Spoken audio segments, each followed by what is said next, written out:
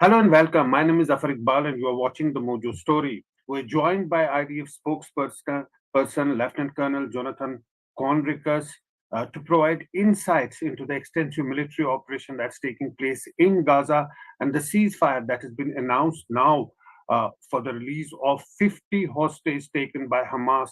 Welcome to the show, sir. If I may start, how does the ceasefire impact IDF's action on the ground, given that it signifies a cessation of the kinetic activities by the military? Yes, hello, good morning, and thank you for having me. Yeah. Let's clarify a few things. It's day 47 of the war, and Yeah. there are 236 Israeli hostages that were taken from their homes in Israel by Hamas and have been held in Hamas captivity against their will for 47 days. There now is an opportunity, and I stress opportunity. It hasn't yet happened, but there's an opportunity to bring some of them home. The agreement encompasses 50. There may be more in the future, but currently we're talking about 50 Israeli civilians, women, and children, which are our top priority to get back home. In terms of the military operations on the ground, until we are ordered to stand down and to temporarily pause operations, we will be at full operational tempo. And once we will get directives from the Israeli government to pause operations, we will do so. It will be a temporary pause in order to facilitate the safe movement of our hostages. But we will continue, of course, to defend ourselves. It is something that, of course, we would rather continue to apply pressure on Hamas, on the terrorists, where they are hiding, and continue to dismantle their military infrastructure. But there is an opportunity here for a very important strategic achievement. And as such, we will adapt to the situation, defend ourselves, and facilitate the government directives. As I understand, the IDF won't initiate any operation from its side, but it will defend itself if an operation or an attack is launched on it. That is correct. And we have memory, collective memory from the last time a internationally brokered ceasefire was in effect between Israel and Hamas. That was in 2014. Hamas violated that ceasefire, conducted an attack on Israeli troops in Rafah, southern Gaza, and were able to kill and take the body of Lieutenant Hadar Goldin. And they have, by the way, kept that body ever since. So we know whom we are dealing with. We're dealing with a corrupt and deceitful organization, and we will have to be vigilant and on guard for any developments. And could it also give an opportunity to Hamas to regroup and re strategize because they'll get a breathing space for a few days? Yes, that is also true. They will have the availability to do that because there won't be continuous tactical pressure on them. One would hope that Hamas would take the opportunity to actually provide humanitarian assistance for Gazan civilians, but I think one would be naive to really think that would happen. I think Hamas will prioritize their fighting capabilities. They will try to resupply fighters, resupply ammunition, weapons, food, and perhaps with additional personnel. At the end of the day, I don't think that they care at all about Gazan civilians. They are just using them for their political purposes. And we, on the other hand, will, together with international organizations, try to facilitate more flow of humanitarian aid to Gazans in the southern part of the Gaza Strip so that their situation, their suffering can be alleviated thanks to the temporary pause in operations. Does this also mean that people who have been asked to move from the north to the south, they'll get an opportunity to come back, or that's not possible? It's a very brief window. Yes, we have to be very clear, and we have been very clear with the local population in Arabic. This is not a all clear and you can return to the north. That is not the case. As soon as this deal expires, and hopefully it will be after many Israeli hostages are returned, then fighting will continue. And the aim of the war is to completely dismantle Hamas, make sure that at the end of this war there is no military threat emanating from the Gaza Strip and no ability to do the barbaric attacks of October the 7th again against Israel. And in order for us to be able to do so, of course, we will have to continue operations, continue to strike Hamas, their leaders, their infrastructure, their weapons, their financials, and their administrative facilities. And that, of course, will be done as soon as the agreement expires and hopefully many Israeli civilians are home. Right. We've been talking about people in Gaza, given the civilian casualties, there are thousands of people who have died. Would you acknowledge that there is a humanitarian crisis on the ground in Gaza? I will definitely acknowledge that there is suffering and discomfort and that civilians have been killed. Sadly, yes. We are doing and we continue to do everything within our capability to fight according to humanitarian law, to be respectful and mindful of the human beings on the ground, to distinguish between combatant and non-combatant, and to attack the combatants. But the sad reality on the ground is that Hamas has a uh, systematic effort of using civilians as their human shields. They hide in mosques, schools, hospitals. Nothing is beneath Hamas when it comes to using civilians. We are left with no choice but to fight against Hamas, despite the fact that there are civilians in the vicinity. And I think we have done real, serious efforts to get civilians out of the battlefield, to evacuate them safely, so that we can focus on fighting the enemy, which is what we will continue doing. You mentioned hospitals. How many hospitals are there currently where operations are taking place? We believe there are a few hospitals where these military operations are taking place currently. Yeah, we were just underneath Shifa today, the Yeah. biggest hospital in Gaza, and Yeah. exposed a lot of their infrastructure, hundreds of meters of tunnels, command centers, logistic facilities, communications, etc. That has been exposed today. And if you haven't seen the visuals yet, then I think they will be incoming shortly. And there is fighting at the Indonesian hospital. Hamas and other terrorist organizations are using the hospital grounds to fight against Israeli troops, which of course is against humanitarian law. It is a violation of their protected status. This is similar to what they did at the Rantisi, the hospital for children, which they violated as well and fought from within the premises of the hospital and used it for military purposes, endangering the patients and civilians who were there. And that is also what they did from the Qatari hospital. Early stages of our ground operations, they fought from within the Qatari hospital and fired towards our troops. So there is a system here. It's a reoccurring pattern of abuse by Hamas of protected institutions that are supposed to be off the battlefield and not affected by war. We see that Hamas does everything in order to violate these organizations and to try to use them for their combat operations against us. You mentioned Al-Shifa Hospital. Are the operations still going on in Al-Shifa hospitals, or have the military operations in fact ended? And have you been able to unearth the command center of Hamas that was claimed by the IDF before the start of the operation? Yeah, there's still military activity. There's no fighting, but we are present on the ground and below ground, and we are exposing additional layers and parts of the underground facility there, the command and control or the headquarters of Hamas underneath Shifa.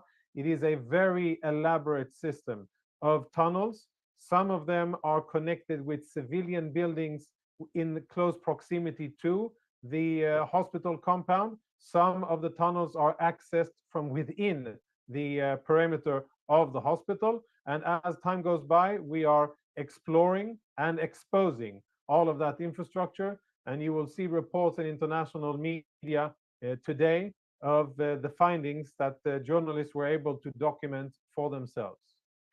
For my own understanding, was this just a center used for the storage of weapons as were displayed by the IDF after those operations were carried out, or was it actually a command center of Hamas that was claimed initially?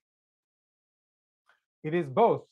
And as we have shown with the CCTV footage released 3 days ago, Yeah. Hamas used the hospital facility in order to process some of the hostages that they took from Israel.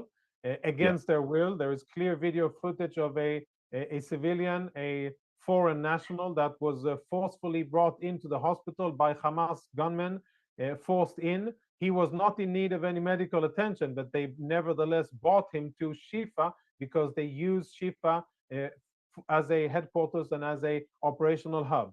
We have exposed weapons and fighting equipment, vests, flags, and a lot of intelligence equipment as well in the hospital above ground. And we have exposed the underground infrastructure, and you will see visuals of it. So there's a very clear picture, both above ground and below ground, both as a semi-hospital use and also as a command post underneath the hospital. Again, working under the assumption, Hamas working under the assumption that they'd be safe underneath the hospital. That has now been exposed by us. They are not safe there, and they are not safe anywhere. We will get to Hamas wherever they're hiding. We will do it while respecting the sanctity of human life without killing or jeopardizing civilians or patients in need, but we will get to Hamas and expose their infrastructure. So what you say that there's more evidence that it was actually the command center and that will be brought to fore now by the IDF. But you spoke about patients. There are reports that patients in the intensive care unit died. Babies have died because there's no oxygen that was supplied to them. What is the situation on the ground? We saw you there showing a couple of days ago that what is the weapons that were recovered and the guns and other weapons in that X-ray room. What is the situation actually? The reports that in the intensive care unit, all the patients died, the babies have died because there's no oxygen there. So let me clarify that, please. There are still patients in Shifa and medical staff. A few hundred of them are left. When we took the hospital, when our troops entered the hospital compound, not a single patient was wounded or killed. And that's very important to emphasize. And there are no claims, no reputable claims claiming otherwise. Regarding the babies, of course, a very hot and emotional topic. We understood that Hamas would try to leverage these poor prematurely born babies for psychological warfare and propaganda. What we did was to provide incubators from Israel, from one of the leading hospitals in Israel. We transported them from Tel Aviv into the Gaza Strip and provided them to the hospital. And then we conducted, together with the Egyptians, the Red Cross, and the UN, we conducted a safe corridor for the exit of 32 prematurely born babies from the hospital towards other hospitals in southern Gaza and towards Egypt. And the UNRWA and the Red Cross confirmed that the babies arrived safely at those medical facilities in the south and in Egypt, and that was a success, partially thanks to our involvement that we provided incubators and also safe passage. As I understand, despite the ceasefire, the operations will continue in the Al-Shifa hospital and its surroundings. They may not be kinetic operations, but operations will nevertheless continue. But there will still be patients there in the hospital, still a functioning hospital? Parts of the hospital are still functioning, and there are still patients there, correct. Right. And how does, IDF address the perception that the methods that are being used may not actually align with the international standards? Or do you say that all those efforts have been made to prevent collateral damage and all the methods that have been used do actually comply with the international standards? I think above and beyond. And I have studied other wars by other militaries in similar terrain. And I can say that we not only say that we care for human life, but we actually do it. And we have been calling on Palestinian civilians to evacuate northern Gaza for 3.5 weeks. And we did so 2 weeks before we started operations on the ground, which is ample time for everybody and everything to evacuate. And we continue to distinguish between combatant and non-combatant. We continue to facilitate humanitarian corridors for 4 days, 4 hours a day while we are fighting in northern Gaza. We continue to call on the civilians to evacuate because we do care about non-combatants and civilians in the battlefield. They are not our enemy, Hamas is. But we have to be clear here, and I think you should be fair in the questioning. We are fighting against a terrorist organization that took 250 Israelis hostage from Yeah. Israel, that killed almost 1,000 Israeli civilians on the 7th of October, that has no regard for human life or for the laws of armed conflict and humanitarian law, and is only using Palestinian civilians as human shields and props for their propaganda warfare. That is the extent of Hamas care for civilians. We, on the other hand, are trying in a very complex situation and a very dynamic battlefield to care for the needs of civilians and to limit the use of our force so that there isn't damage done to civilians. Granted, civilians sadly have died and have been wounded in the fighting, but the responsibility on that lies on Hamas for embedding themselves and using civilians as their human shields. Right. We know the objectives that started with that dismantling Hamas, getting the hostages back, but there will be challenge after the military operations are over. Even after the Hamas is gone, the challenge won't end. Are you also planning for the aftermath after the military operations get over, or right now the focus is to get the hostage safely and to dismantle and destroy Hamas? Well, both parts. We are focusing on what needs to be done now, but we are also looking ahead. The state of Israel is, and the IDF is part of that thinking and planning. I think we should look at the days after Hamas in Gaza as a great opportunity, an opportunity for stability, for freedom, perhaps for democracy, for prosperity, for people who live in Gaza, and most importantly, an opportunity to achieve long lasting security for Israelis. Because 17 years of Hamas rule and oppression in Gaza has brought nothing but despair, violence, and death to Gaza Strip and to Israel. And what we want to do is to change that, to free Gaza of Hamas and to get Gaza on a totally different course trajectory. There's an opportunity here for positive and progressive forces in the region, perhaps enlightened Arab states that will be willing to support their Arab brothers and to help them transcend from one level to another and promote their prosperity. So there will be good opportunities for positively inclined nations to do so.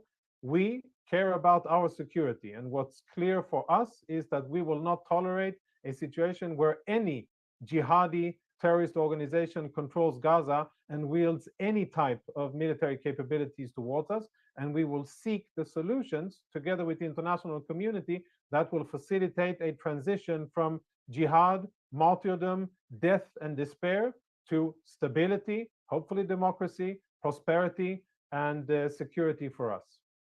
And lastly, one last question: that families of all those hostages, they have been uh, in a very tough situation for all these days. We've been seeing them on the roads. They want their loved ones back. Today, there is a ceasefire. Some of the hostages were actually released, but a few of them now, we're told 50 of them will be released. It will give some ray of hope to them, some respite to them, and there is a possibility that all those who have been taken as hostages will be brought back home safely in the course of time.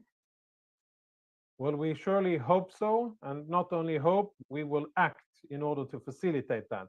By combat activity on the ground, the state of Israel will use all of its tools available, diplomacy and others, in order to create the conditions.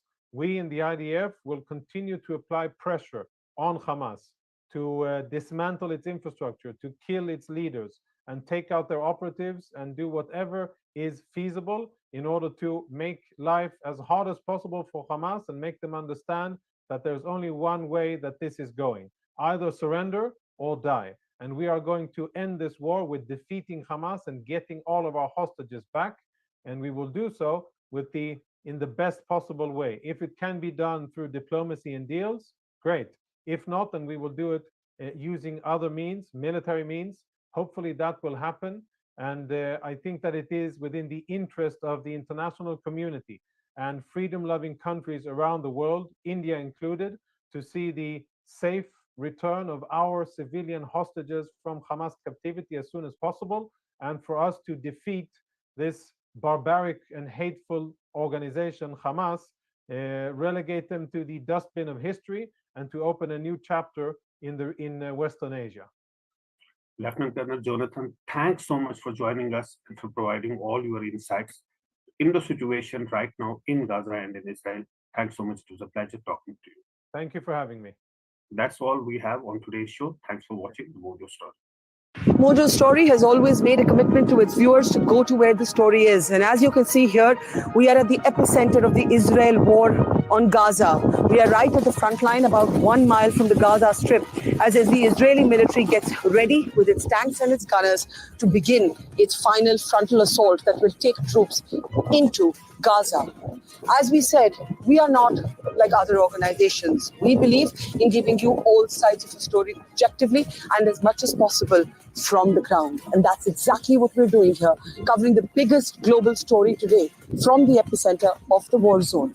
So please, we need your support. Support us, become a Mojo member, subscribe to us, spread the word, and thank you for your support.